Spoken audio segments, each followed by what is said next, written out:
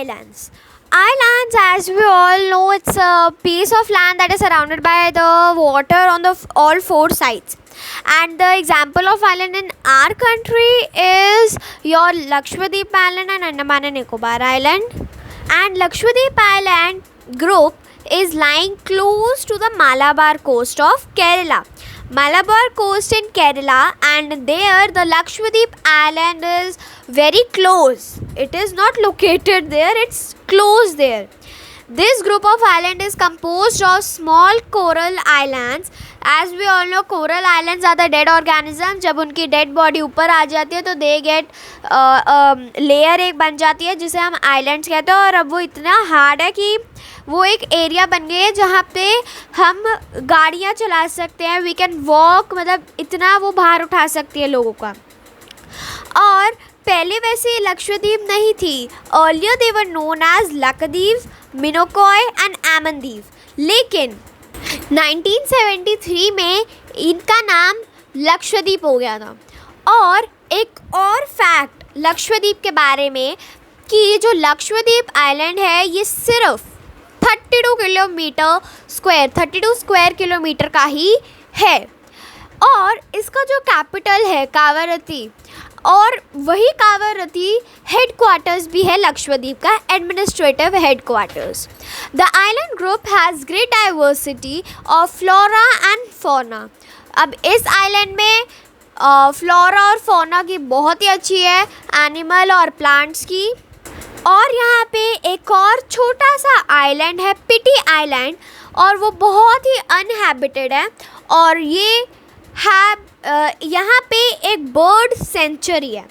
Now here is some information or some notes on corals. This is that coral polyps are short-lived microscopic organisms, as we discussed earlier, that they live in colonies and they are very small. They actually are dead organisms that are just flowing, and they secrete calcium carbonate, the coral secretion and their skeletons from coral deposit in the forms of reef. जब वो reef बन जाता है तो वो surface के ऊपर आ जाता है. और ऐसे ही 3 रीफ्स होती हैं, 3 काइंड्स होती है, जो है हमारा barrier reef, fringing reef and atolls. The Great Barrier Reef of Australia is a good example of first kind of coral reefs, and atolls are circular or horse shaped coral reefs. Now this was of corals. Now we have discussed the Lakshadweep Island, some information about corals, and one more island is left, that is Andaman and Nicobar Islands. Now in Andaman and Nicobar Islands, before we start, actually I have spoken the name, but here it is said that now you see the elongated chain of islands located in the Bay of Bengal extending from north to south. तो अब तो पता ही चल गया है कि Andaman and Nicobar island जो है वो जस्ट चेन फॉर्म करते हैं, कहीं पे भी वो डिवाइडेड नहीं है. और हाँ, लक्षद्वीप आइलैंड जो है ये बहुत मतलब एक तरह से हम कह सकते हैं कि इनके अंदर बहुत गैप है, ये कंटिन्यूस नहीं है. और ये जो अंडमान एंड निकोबार है ये बहुत ही बड़े हैं, बहुत ही सारे हैं और स्कैटर्ड है. ये स्कैटर्ड मतलब वैसे तो ये एक ही आइलैंड है, लेकिन ये थोड़ा स्कैटर्ड है, थोड़ा फैला हुआ आइलैंड है, बिग इन साइज है. तो हाँ, entire group of island is divided into 2 broad categories. नाम से ही पता चला अंडमान एंड निकोबार आइलैंड्स. तो 2 ब्रॉड कैटेगरीज क्या हुई, Andaman in north and Nicobar in south. It is believed that these islands are an elevated portion of the submarine mountains. मतलब कि जो बे ऑफ बंगाल है उसके नीचे एक माउंटेन है, एक नहीं मतलब 3-4 माउंटेन्स हैं, उतने एरिया के माउंटेन है. और उस माउंटेन का ऊपर का part, the upper part, the elevated portion, ये है अंडमान एंड निकोबार आइलैंड्स. लेकिन जो सीक्रेट है वो अभी तक किसी को नहीं पता. These island groups are of great strategic importance of the country. And here is also a great diversity of flora and fauna, and in this group of islands too. These islands lie close to equator and experience equilateral climate and has thick forest cover. नाम से मतलब लग ही गया, equator के पास है, equilateral climate है और thick forest cover है.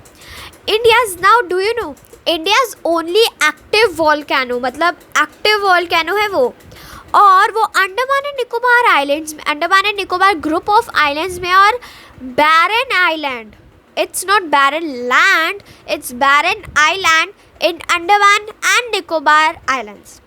नाउ अ डिटेल्ड अकाउंट, अब ये है एक डिटेल्ड अकाउंट, बस हर एक चीज़ के बारे में, माउंटेन्स, प्लेट्यूज, प्लेन्स, इन सब के बारे में एक एक लाइन है कि ये क्या सोर्स है, ये किसका सोर्स है, किस में रिच है, major source and that all, या इनको हम क्या कह सकते हैं और क्या कहते हैं तो क्यों कहते हैं, तो वो हम अब पढ़ेंगे।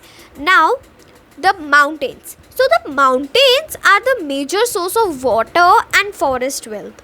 So the mountains are the major source of water and forest health. Why?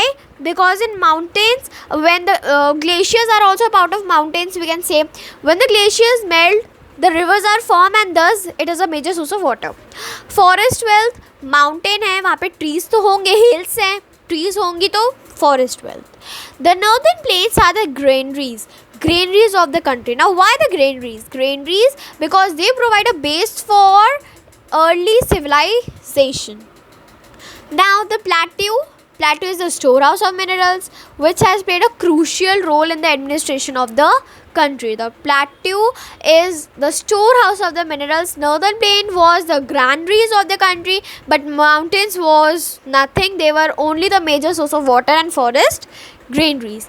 Then the coastal regions and island groups. As we have discussed earlier that coastal regions and island groups are bit similar, तो यहाँ पे भी उनका भी थोड़ा सा similar है और सेम ही है. कोस्टल रीजन और आइलैंड ग्रुप्स जो हैं ये sites of fishing and port activities. अब वाटर है, इतना हमने पढ़ा है, आइलैंड है, वो तो फिशेस तो होंगी, फिशेस तो पानी में ही रहती है, और यहाँ पे पोर्ट एक्टिविटीज़ भी बहुत होती हैं.